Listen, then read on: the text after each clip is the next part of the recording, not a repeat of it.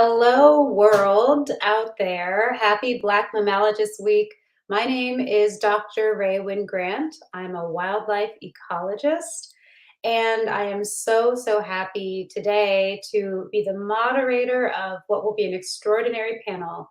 We have several women here today who are all part of the wildlife and veterinary medicine community. And these women, some of whom have never done such public speaking before, are here to share their stories and to educate all of us who are tuning in about their work and about why they chose their work and how we can increase representation and diversity in this amazing work. So I would love to introduce my panelists now as they come up. They are going to spend some time introducing themselves, and then we will really get into some questions. So may I have my panelists now here in the world? Yes. First up, Dr. Halsey. Would you like to introduce yourself, please?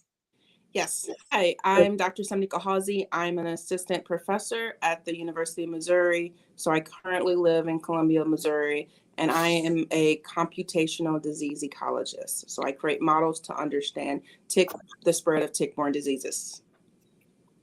Wow, really awesome. Welcome all the way from St. Louis. And next we have Dr. Edwards. Will you please introduce yourself to everyone? Hello, everyone. My name is Hadia Edwards, and I am from St. Louis, but currently residing in Phoenix, Arizona. And I have formal training in veterinary medicine, and I am curating of going into a field related to zoological public health.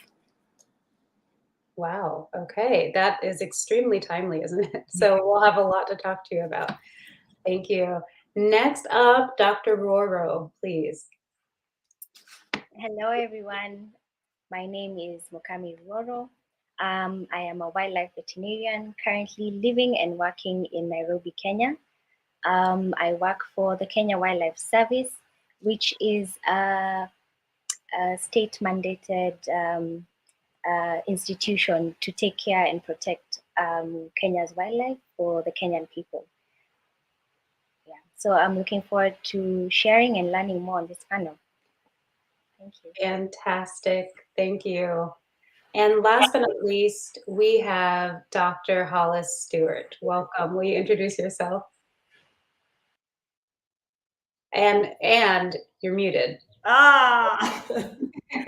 Yes. Hi, my name is Dr. Hollis Stewart. I am currently in Naples, Florida. I am a wildlife veterinarian I'm American, but I've worked overseas in South America and Africa and the Middle East for a while. And now I'm in Florida working with endangered Florida panthers. Wonderful. Welcome, everybody. So here we are all across the world from each other. So we are mostly US based, but Dr. Roro is calling in from Kenya. And I just want to really acknowledge how special it is to be having this panel, to be seeing these faces. I'm already pretty overwhelmed with the amount of hard work that it must have taken every single one of you to get to the place where you are now. But I would love to start with that spark. So this is a very career-oriented discussion, but it would be so great to hear a little bit about who you were before you had your career, right? So before your career was what people knew about you, what kind of person were you? So give me that answer. Who were you before you were this career woman? And also, what was the spark that helped you realize that this is what you wanted to do? And I'll start with Dr. Roro, please, who is calling in from Nairobi. Thanks, Ray. Who was I?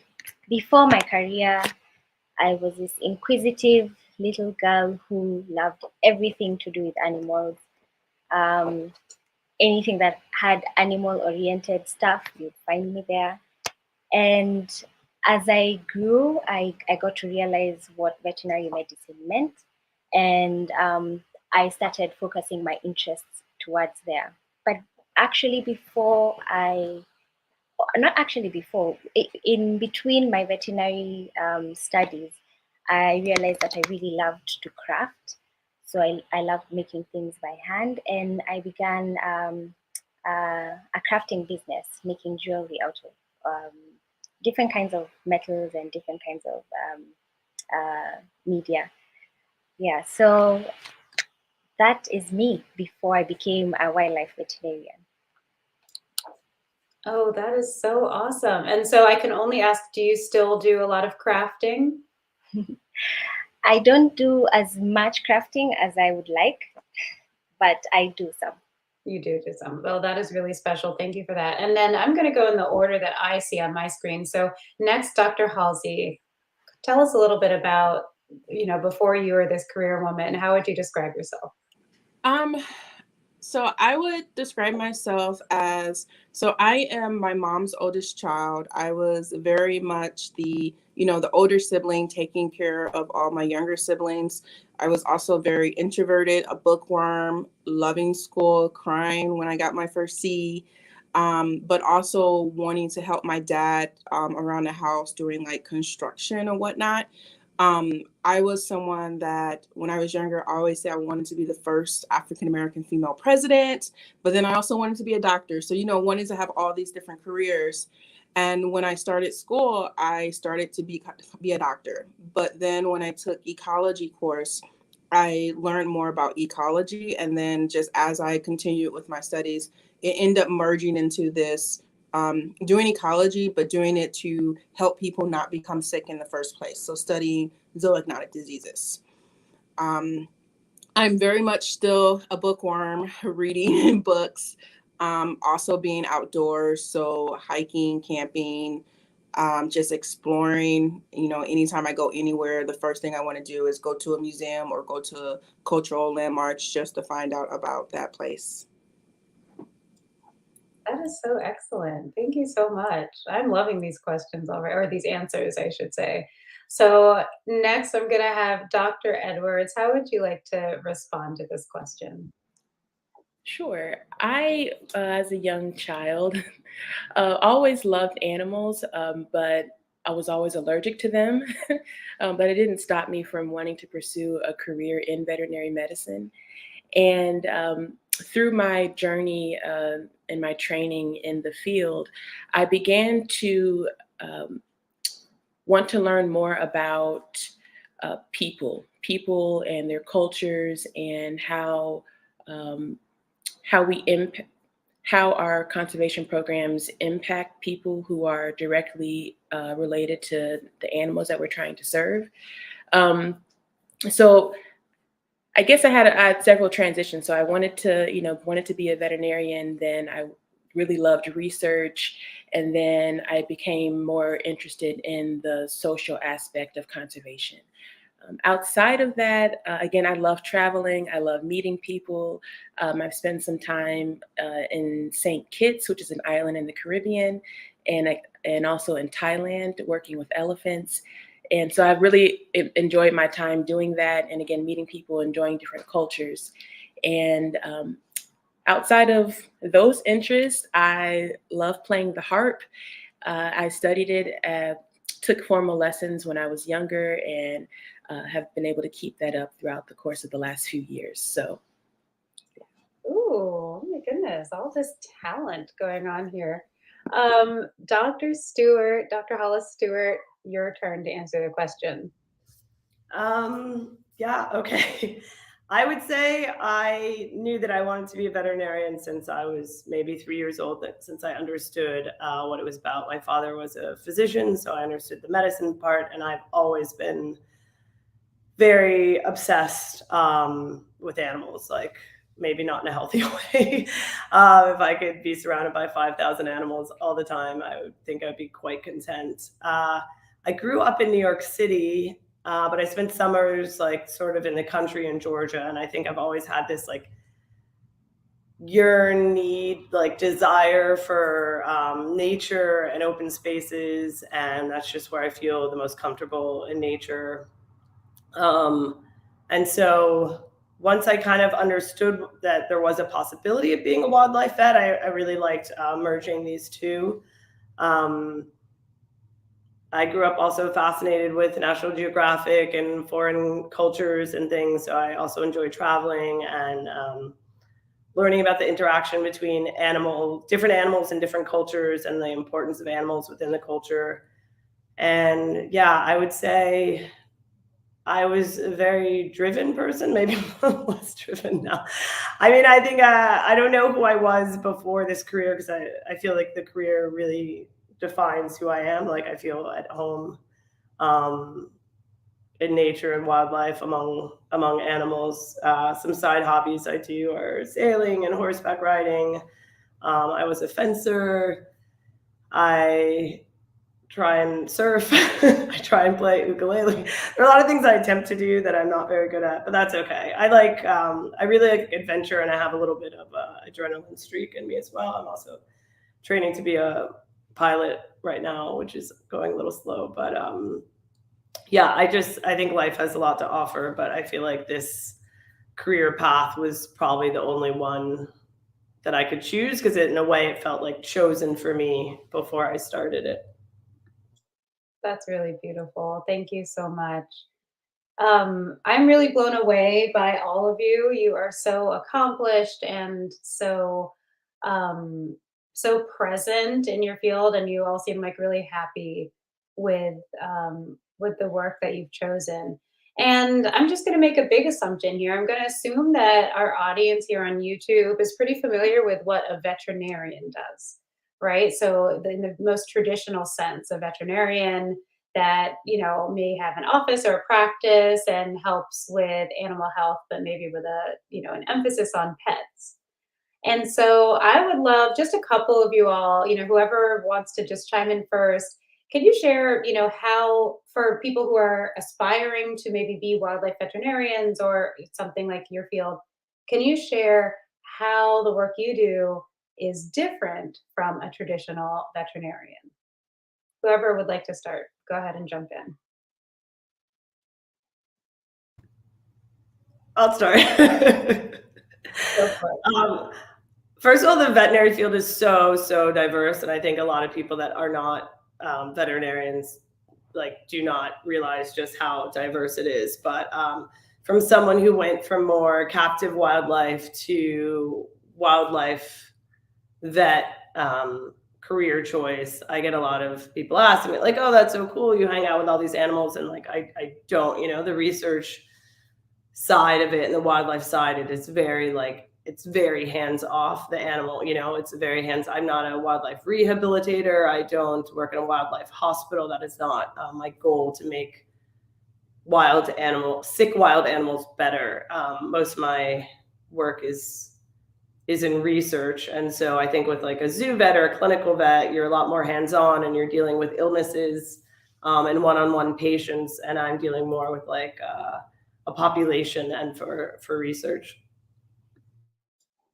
Ooh, yeah, I'd be curious if anyone else wants to jump in a similar way. This is really educational. Yeah, I could go. So just like what Dr. Hollis has said, wildlife medicine is probably the most hands-off of normal domestic veterinary medicine. For instance, most of our patients are wild. They will try to kill us or hurt us. So we often have to immobilize them before we can carry out any kind of treatment or intervention.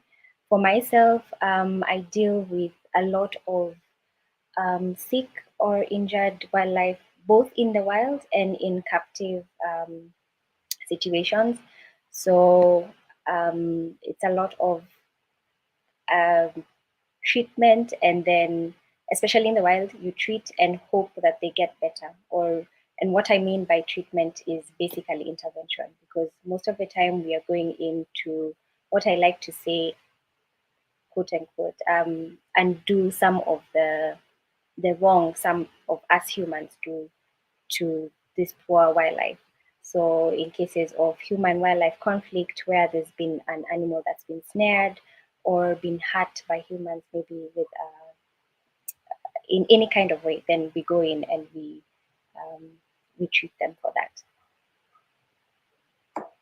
Excellent. That's really useful. Dr. Halsey or Dr. Edwards, would you like to share along the lines of that question as well, by any chance?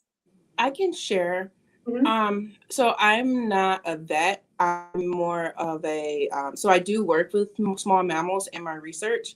I think one thing that's different from when students traditionally think about becoming a veterinarian, but when you kind of work with wildlife, like we go out into the field and maybe, trap mammals, immobilize them, take samples, and then release them. And then, so that's just a small part of what we do. And then all that data, it's back into the lab, it's back into, analyzing those samples or doing data analyses. So a lot of the work is pretty much indoors at your desk versus being in the lab, being in the field all day with those animals. A lot of times, and then you can potentially go out there and try to trap mammals. It's a lot of effort to get these mammals, but you might only get a few of them. So I have techs that work with me, and we go out and set hundreds of traps, but then we might only get 20 animals, and then they are so disappointed that we only got so few. And I'm like, that's to be expected. So I think it's that, just setting those expectations of what the field. I think it's important to set those expectations of what it is to be to work with wildlife. I completely agree. This panel isn't about me, but I'm a wildlife ecologist, and the work that I do is often viewed as very hands-on, because when I'm doing storytelling or when I'm, trying to inspire people to consider this field, I want to emphasize, I get to go into the field, I get to handle animals, I get to immobilize them, a lot like what you all do. But that's a small percentage of what I do, really, really small percentage. And research is most of it. However, I want to, kind of take my experience and throw it back at the panel here. Although the field work, and in particular trapping and immobilizing and getting my hands on wild animals, is a small part of what I do, it's a really impactful part. I truly feel that I wouldn't be as jazzed about my career if I didn't have that part, even if it's just like 1 week a year that I'm doing it. And so I'm curious for you all, what is the most, like, if there's like a kind of a single part of your year or your job, what is it that makes you, super excited for the work that you do? And I know some of you are in research, so maybe it's discovery, but let's let everyone answer this question. So we'll start with Dr. Edwards.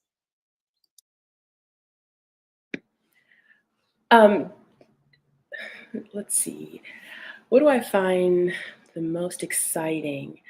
I would have to say making connections with the people that I work with. As I mentioned before, I spent some time working in St. Kitts, and being able to work with some of the farmers to help with herd health checks of their different livestock, and being able to communicate my concerns or my ideas to them, and them understanding, and us being able to really participate together in order for them to have the best outcome for their herd. That to me is really important, because again, I really enjoy those personal connections that I get to make with people. That's awesome. Yeah, that's a wonderful answer. Okay, great. We'll go with Dr. Stewart next. What's the part of your career, even if it's just a small part, that's super exciting for you?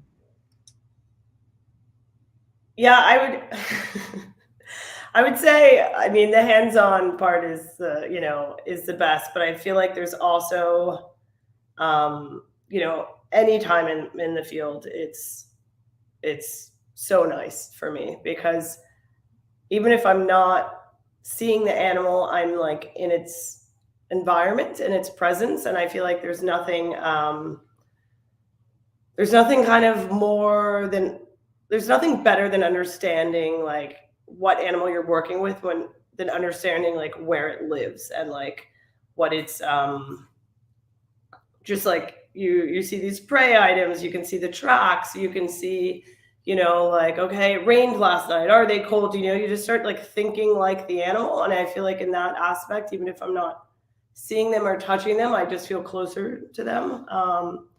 And that's really nice. And then also just like for me it's new being back in the US and collaborating with people, or like, you know, talking to a virologist or a bacteriologist or a toxologist, and just like learning like everyone's passions and seeing how all of this can come together and help save an animal or help the environment. It's like quite invigorating to me. It kind of, yeah. That's great. Thank you. Thank you so much. Okay, we'll go to Dr. Roro next. What is the part of your job? I'm sure there's several, but just give us an example of one part that brings you lots of joy and excitement. For me, I think the one thing I would say is that I get to save lives. So I feel, I know it's a bit cliche, but it's what we do. So I get so happy when we get into the field and I um, take an animal from being sick and unwell or being distressed because of an injury and treating it and giving it the intervention that it needed. I almost actually feel like they're a little bit thankful. And that really makes me so happy that they get to live out their life out in the wild, um, and free from the stress of the injury. Thank you so much. That's a really positive message. I love that. It must bring you a lot of joy. And then Dr. Halsey, how would you like to respond? So because I'm a professor, part of my job isn't 100% research. It also involves teaching and mentoring students. And the best part of mine is like that. So my field season lasts about 5 months, where we're trapping small mammals. And that first week that I'm training the new field techs for that week, and just getting them to understand. It's just teaching them, taking them out when we trap our first mammals, seeing the excitement on their face that we've caught a mouse or a vole or a skunk or a possum, and them actually getting to interact with them, as well as ensuring that they have that compassion for these animals. Like, yes, we're doing research, but we're doing it in an ethically sound way. So like the spark is just being able to teach the next generation of wildlife mammalogists, disease ecologists. That's wonderful. Thank you so much.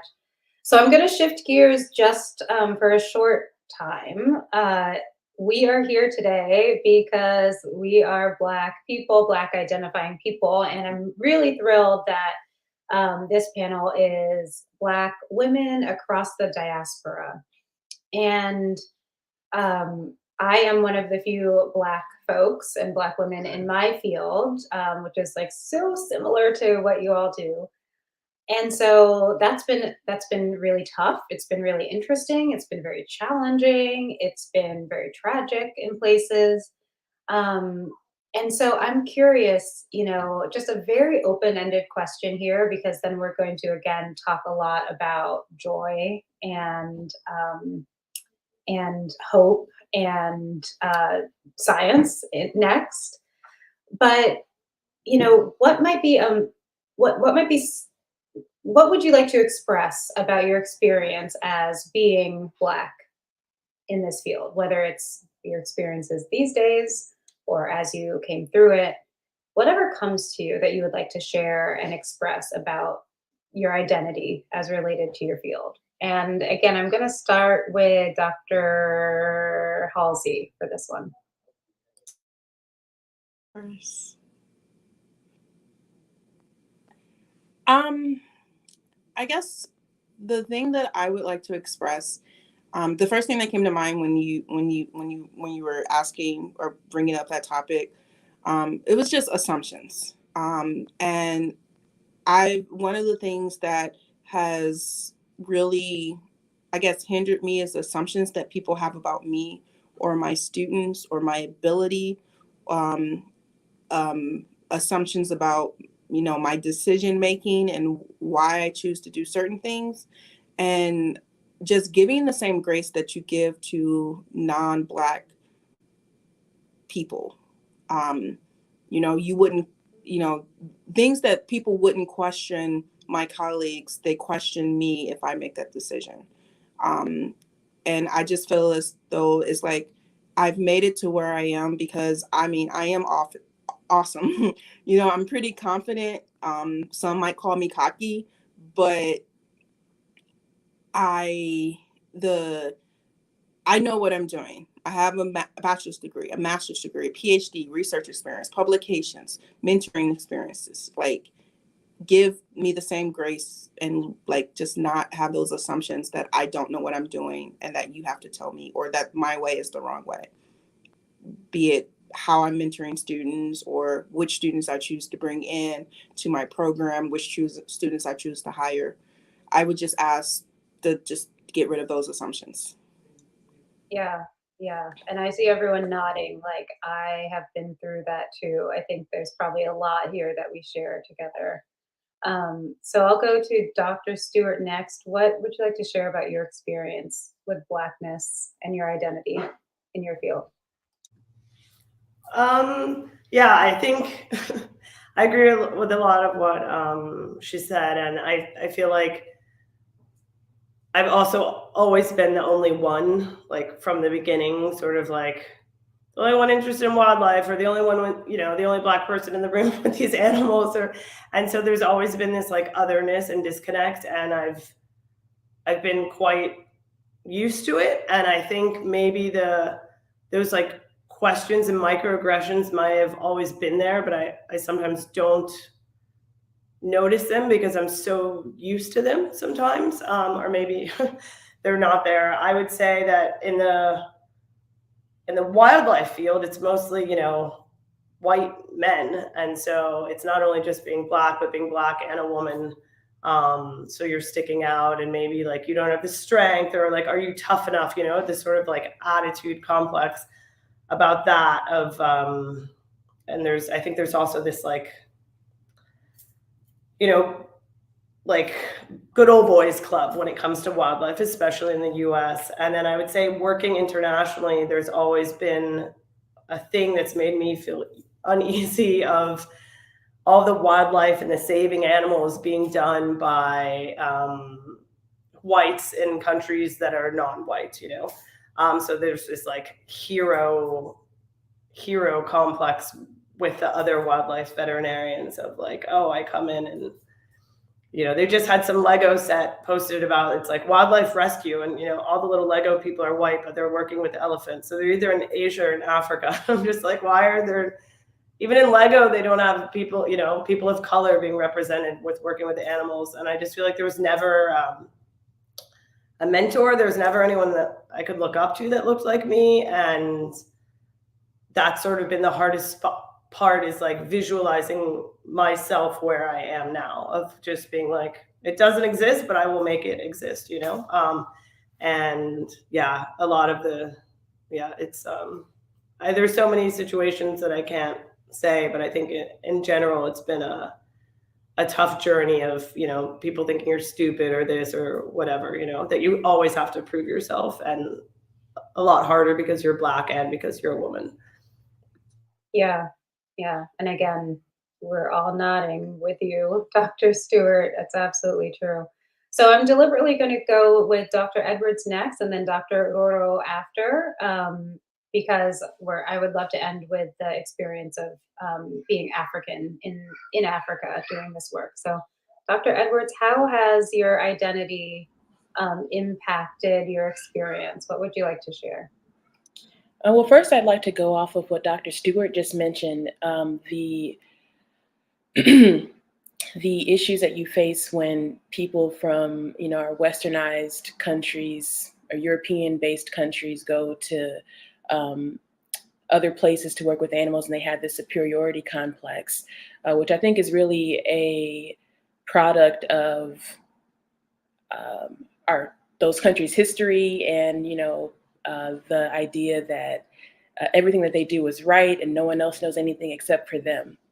That's one of the issues that I am really passionate about addressing. But to answer your question, as a Black woman, the main issues that I've faced, well, let me rephrase that. I think the things that are most important in order to be successful or to be confident in your abilities, as Dr. Halsey mentioned earlier, people have questioned what she can and cannot do, and I think a lot of us have faced that. But if you're confident in your abilities, you have to be your own strength, your own source. And as Dr. Stewart mentioned as well, you don't always have people who look like you in those positions that you're trying to reach. So that can be definitely difficult on your psyche, and how you view yourself and what value you place on yourself. But to wrap this up, you also have to be your biggest advocate. A lot of times in these spaces, you are the only one. You're the only one who's going to be looking out for you. And so you have to do that. And it does take a lot of extra work, a lot of extra mental work. But once you advocate for yourself, unapologetically, you are really creating a space for yourself which you are comfortable in and where you feel like you can succeed. Wow, wise words. That's really, really special. And then Dr. Uroro, I can imagine that you are one of few Black female wildlife veterinarians, but maybe that's not the case. But please tell us, regardless, how has your identity played into your experience? And what would you like to express here? So yes, I'd like to agree with. I think our experiences are the same across the board, unfortunately or unfortunately.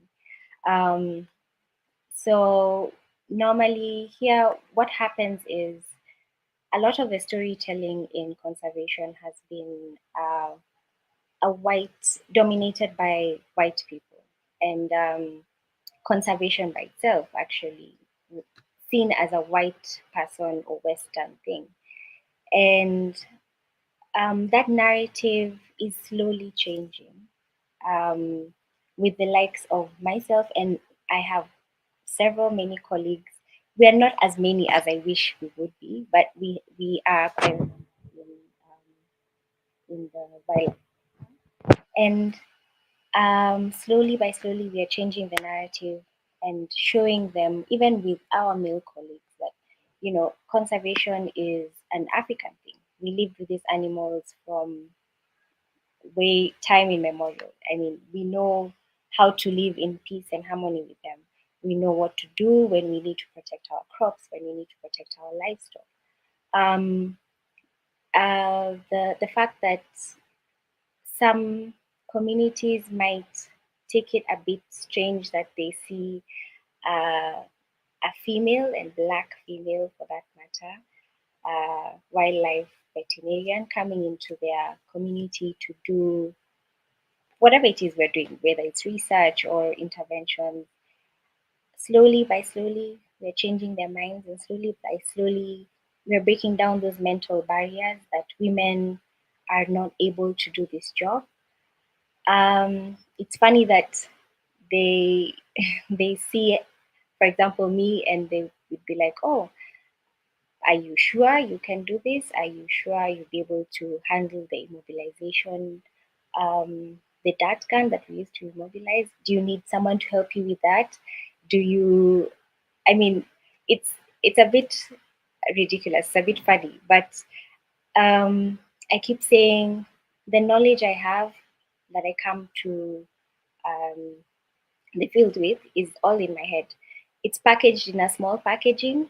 I might be small. I might be a woman, but I am able to do this work to the fullest of my ability.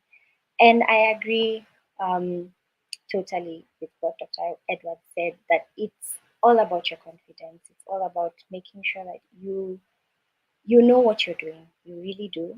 You just need to be your biggest cheerleader and do what you got to do. That was beautiful. Thank you so much. So I want everyone to know that we're getting a ton of questions in from the viewers on YouTube, a ton, and everyone's asking several questions in their question. So I want to jump into those viewer questions because it's probably going to take us until the end of the panel. But first, I really want to, just ask another kind of off the cuff question, see what shows up for you all. Again, for me, I did not have other Black women in this field to aspire to be like, but there were Black women in my life that I truly admired. So they weren't, scientists, but they were people who really kept me going when it was hard for me to be a scientist in isolation. So, for example, I have an aunt. I only have one aunt, and my aunt is a really amazing professional woman. She does local politics, nothing about science, but she does local politics. And she was always a professional woman in my consciousness. And then, of course, because she's my aunt, we have a very close relationship. And so, having her, several steps ahead of me throughout my career really helped me in my career. And so I consider her one of my best mentors, not because she ever helped me study or ever helped me figure out, grad school, but because she existed as a professional woman in my life. And then similarly, and this is maybe a little silly, but if you open my dissertation, filed at the university from way back when, in the acknowledgments section, I acknowledge Beyonce. She has her own acknowledgement because her music and her public profile and her attitude and her existence helped get me through.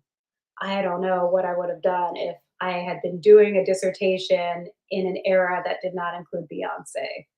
And so I know that might sound silly to some people, but when you don't have like Black women in your field, I think you're forced to find other Black women to just like love the heck out of them and get energy from. So just really quickly before we get into the other comments, I would just love for y'all to just shout out a well-known public figure, Black person that has helped you throughout your career, throughout your journey, and then also a person that maybe isn't in the public space that isn't well known.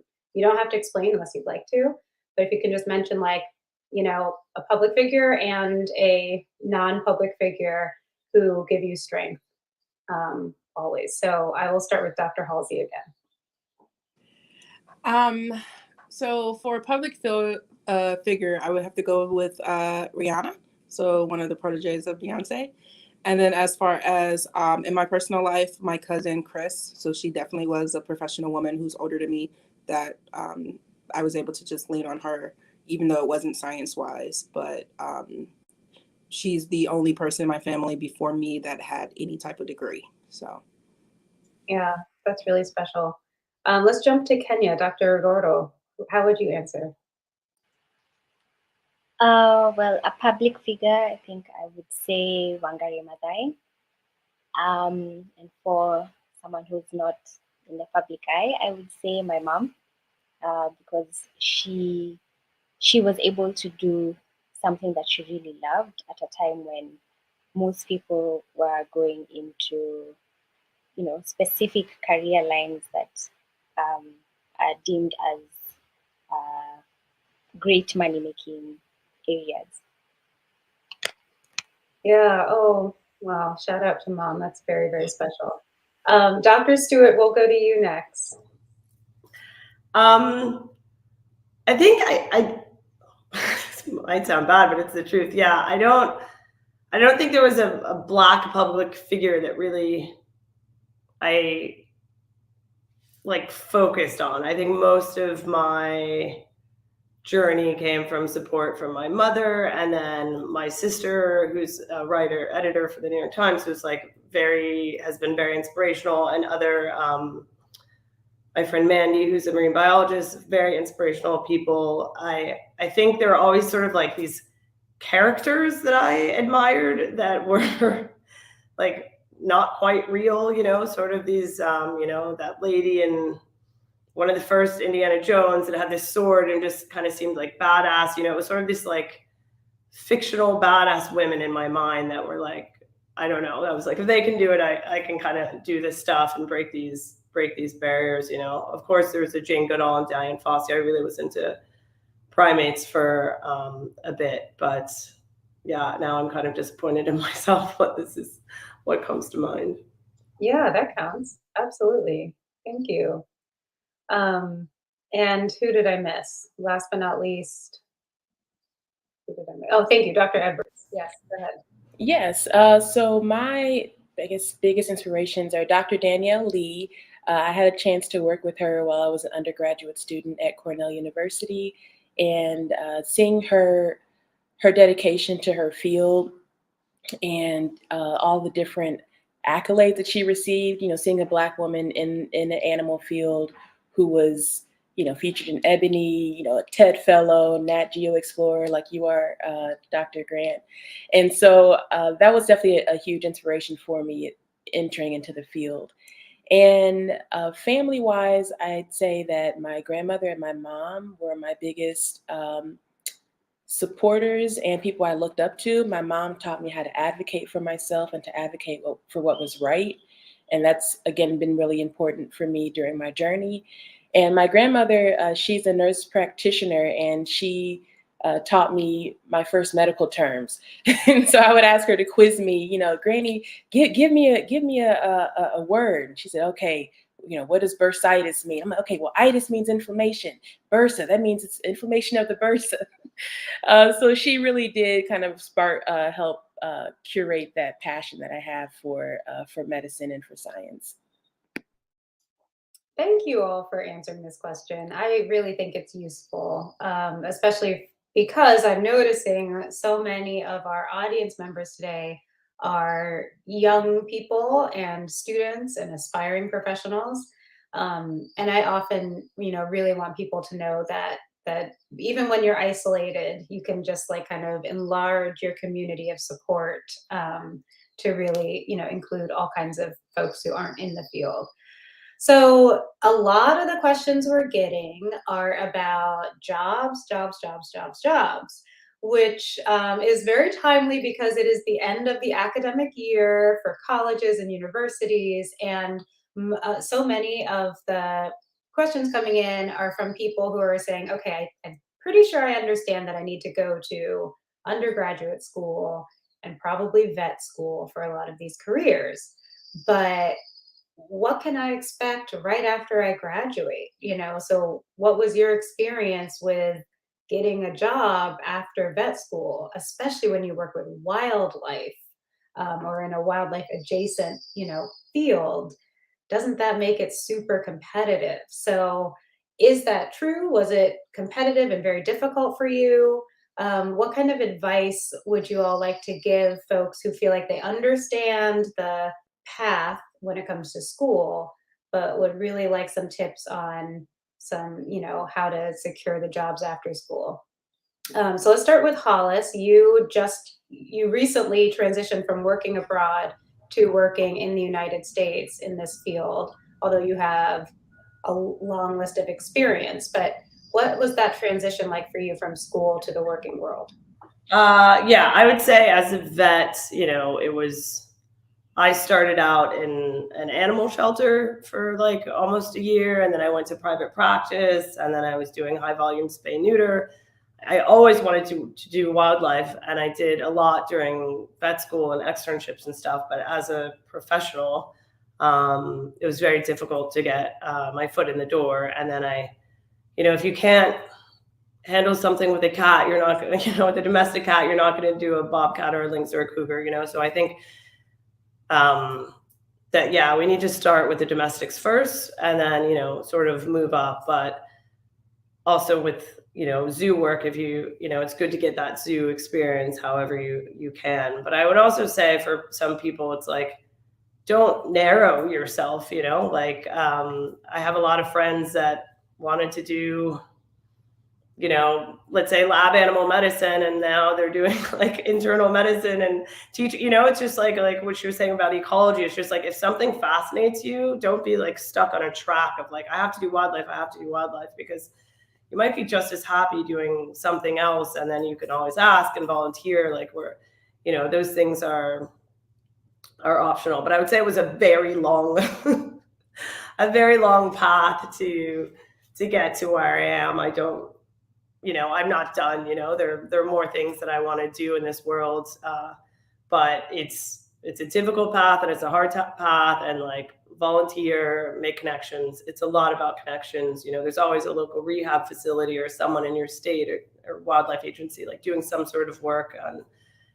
Just because you love big cats doesn't mean you can't work with turtles. Like I love them all, but like don't get caught up in the big fit. There's a stepping stone to all of it. But I would say always show up on time, always be polite, and keep your options open and listen for opportunity. It might not look like what you want now, but things always evolve into other things. So just, keep a positive attitude and keep chugging along. That was very rich with advice. So for folks listening who are aspiring to these careers, I personally did not know that you could start in domestic animal medicine and then transition into wildlife veterinary medicine. So I'm learning this, and I think that's probably super helpful for other people out there who think that there's only one way to go. So let's see, Dr. Roro, I think you have the most similar career to Dr. Stewart. How would you answer that? What was your transition like from school to jobs? And any advice you'd like to give? We literally almost had the same career path with Dr. Holly, because I also transitioned from companion and large animal medicine and into wildlife medicine.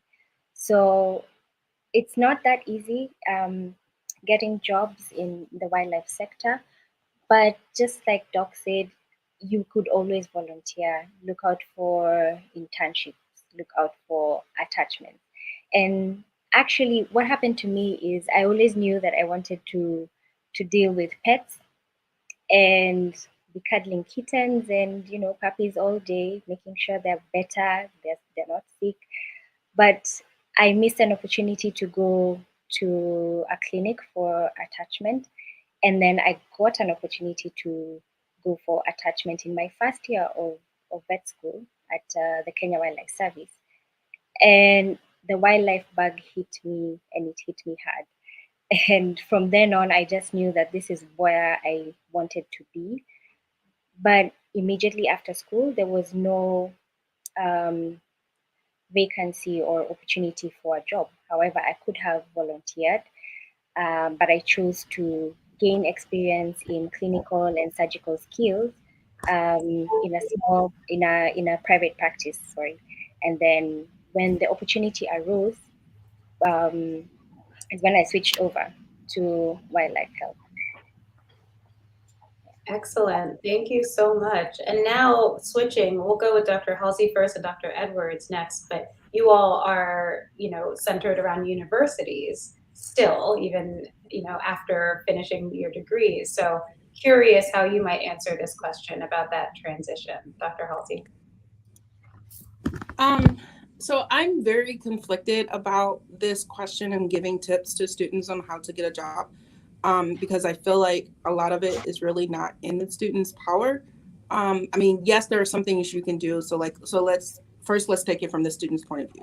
So as a student, you should, make yourself the most marketable, learning the skills. One thing that I did when I realized what career path that I wanted to do, I found people that were doing the exact thing that I wanted to do. I looked at their CV, I looked at their trajectory, and I carved a path of, okay, if I do X, Y, and Z, I can get a job. However, that's not necessarily guaranteed. So I did do some volunteering when I was when I was doing my bachelor's. I volunteered with butterflies at a nature museum in Chicago. I was a liaison at the Field Museum, so giving tours to people. But I also found but me volunteering those things, I still had to have a paid job so I can pay my bills.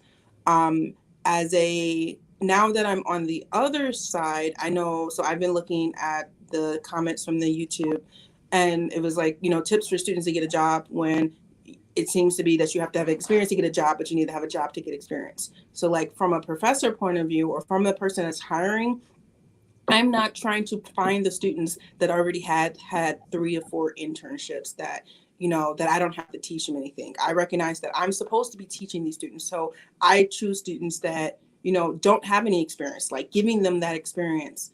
But even if I echo what Dr. Hollis said about, you have to think about, having patience, and even it might not be what you want right now, but so you might not want to work with, domestic animals, you want to work with wildlife, but you can transfer those skills. So find jobs, paying jobs that will have those transferable skills. So then when those opportunities present themselves, you are qualified for that. But then I just want to reiterate to those that are making these hire decisions. I know wildlife is something that's highly sought out, and we definitely need to not exploit our students, the next generation, by having these insanely expensive, like not where we're hiring them, where we're like these internships or unpaid internships or volunteerships. Like for me, I will never take a volunteer. Everyone that I bring in, I pay. And I still bring in a lot of students, but I just find money for them. Thank you. Yeah, that's really great. Thank you for that very specific download, because we all feel differently. And again, every single one of us here is in a slightly different workplace, work situation, has a different pathway. And some people work for organizations that are more progressive than others. And this is just really great. So Dr. Edwards, yeah, how would you like to respond? I think the most important thing is to, especially the wildlife conservation field is very closed. It seems, but I think the most important thing you can do outside of gaining maybe research experience is also networking, and so that can be done by if you have the opportunity to go to different conferences and participate in different events, maybe leadership in your university or your school. Personally, I realized from a younger age in high school that I wanted to do something in the wildlife zoo field. And so I spent a couple of years volunteering at my local zoo in St. Louis, and that ended up turning into a paid opportunity to work at the St. Louis Zoo Animal Health Clinic after I graduated from undergrad. So through those experiences, I was able to, speak to different veterinarians, speak to different people in the zoo setting, and build those relationships. And I think when it comes down to, again, especially the zoo vet, wildlife vet field, it's very relationship based. If you're a very highly qualified candidate, in which there are plenty of qualified candidates, it's going to come down to, okay, well, have you ever heard about this person? Do you know this person? Have you ever worked with this person? And people really do rely on those recommendations from their colleagues to then determine who's going to be the best fit for whatever position that you're applying for. And I guess just to reiterate, personally, I would agree. I think that having these unpaid opportunities, volunteer opportunities, is probably one of the greatest disservice that exists for students from varying socioeconomic backgrounds, because I definitely resonate. I couldn't do all these, big cat rescue type of summer externships or internships because they weren't paid. And I remember applying for one, and their description of the job, the volunteer position, they said, "No, this opportunity is not paid. You're getting paid in experience." And it's like, well, you can't eat off of experience. You can't pay bills with experience. But anyway, that's besides the point. I think that it's networking is really important. And then when you do show up for these opportunities, these internships that you have, make sure you're presenting your best self. Make sure you're doing your research who you're working with. Ask questions. People love to talk about themselves. So if you see someone who is, you have similar interests with what their field is, pull them aside during a lunch break and say, hey, I had a question about the research you did on cheetahs or on hyenas. And that will surely lead to them opening up and asking more about what your interests are as well. So that's my answer. I agree with all of that. Thank you all for sharing so much. This is really, really rich. And I also appreciate the discussion about paid versus unpaid opportunities, because for several of the panelists, and I'll include myself in there, we have taken unpaid opportunities and they have resulted in paid opportunities later. But we didn't take them because that was the right thing. It was a huge sacrifice, and it was something that is a barrier for too many people to enter the field.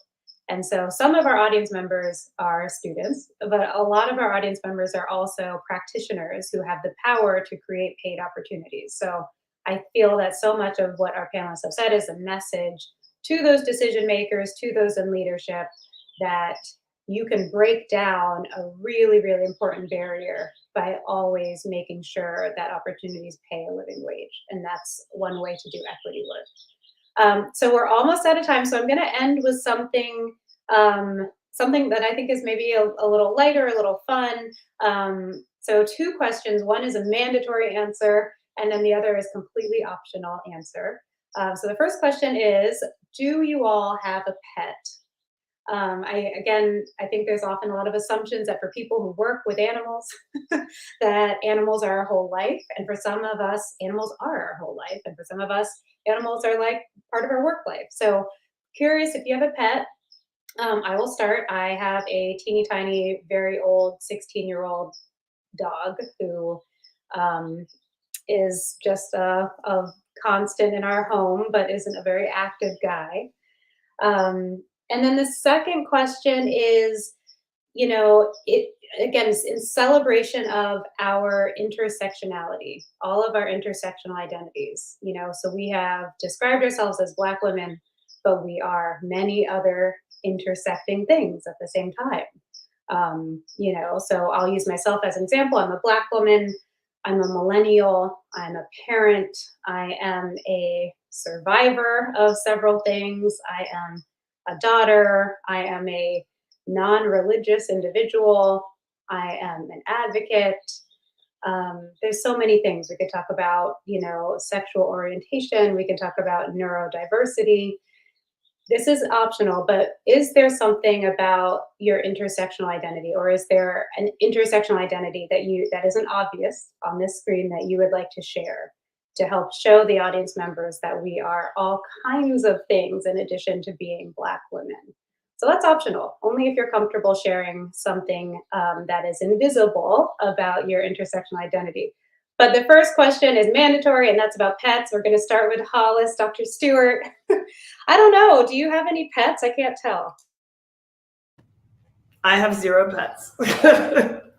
I have 3 dogs. One's not. I have a foster kitten. I have a tortoise wandering around somewhere. And this is like the toned down version, because living overseas, I had a lot of companions that were not quite pets, but were cohabitational.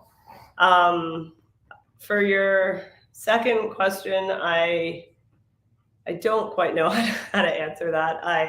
I feel like there are a lot of places that I don't fit in boxes, I guess I would say I'm a Gen Zer, I'm, all these things, also non-denominational and very sciencey. I would say that I'm, as a science person, I feel that I'm like quite spiritual, and that there's like a connection that I don't know, with the earth and with everything in the universe that is unseen, that I feel like I feel very strongly to. So as much in my head, or not my head, as much as on paper that I've studied Western medicine and that I'm considered a doctor, I feel like what Dr. Rohrer said about, I think I also have like a healing quality about me that I'm fortunate enough to like offer to animals.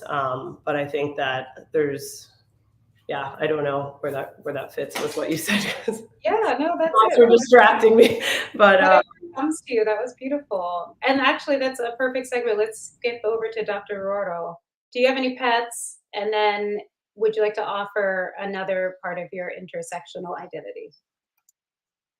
Mhm. So I have one cat that has 3 legs and 2 dogs with 4 legs each. So I have 3 pets in total. Um, what else am I? I am a daughter. I am. I have a blended family. I am a millennial. I'm an empath. Um, I think so. I think. I think that's me. That's wonderful. Thank you so much. Thank you for being a part of this panel. Jump over to Dr. Edwards, and then we'll go to Dr. Halsey to round this out. I do have pets for the first time. I have 2 dogs that I adopted in St. Kitts. Their names are Sugar and Blue. And your second question, different parts of my identity. I'm an only child. I am a first generation college graduate. I am uh, an aspiring polyglot, although I only have one language under my belt. um, and yeah, I think those are the biggest things. I will share with you all. I was diagnosed with ADHD set like a year ago, so that was definitely an interesting addition to my life and understanding how I operate, how I think about things, and so it's been definitely an eye-opening experience to have the opportunity to reevaluate my really my life and how I do things. But I definitely don't let that stop me from pursuing my goals, and it shouldn't stop anyone. It's just uh, your brain does things a little differently. And outside of that, I love music. I consider myself to be a music lover and a musician. Thank you. And thank you for opening up about your recent diagnosis. I think that can be so helpful for all of us across the world to hear and normalize and celebrate as well. Dr. Halsey, take us home. So I do have 2 pets, even though I'm allergic to them. So I just take the medication to not die.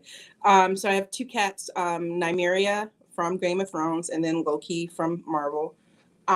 As far as my identity, so I was just thinking of all the things, I would say, so I am an adult orphan. My parents passed away when I was in college, like within a year of each other. I was diagnosed with anxiety the first year of starting as a professor, which explained a lot of things. I am a power lifter. I am, not brother, I'm a sister. Sorry. I'm an older sister as well as a little sister. So depending on which side of my family you look at. So those dynamics of when you have the eldest sister versus the youngest one. I guess I had a whole bunch of things in my head and now they've all gone. So. That's really special. You all are such special, dynamic, brilliant, hardworking, dedicated. I mean, the list goes on. As people, you all are truly, truly special to the world, to each other, to this week of Black Mammologist Week. And I would like to personally thank you from the bottom of my heart for showing up for this, for speaking so much about yourself, about your work, about your profession, about your visions, and about your identities here. So this has been just a wonderful experience. We're all out of time. Thank you to our audience members, and we will see you all next year for Black Mammologist Week, if not sooner. Thank you so much. Thank you. Thank you. Thank you. Yeah.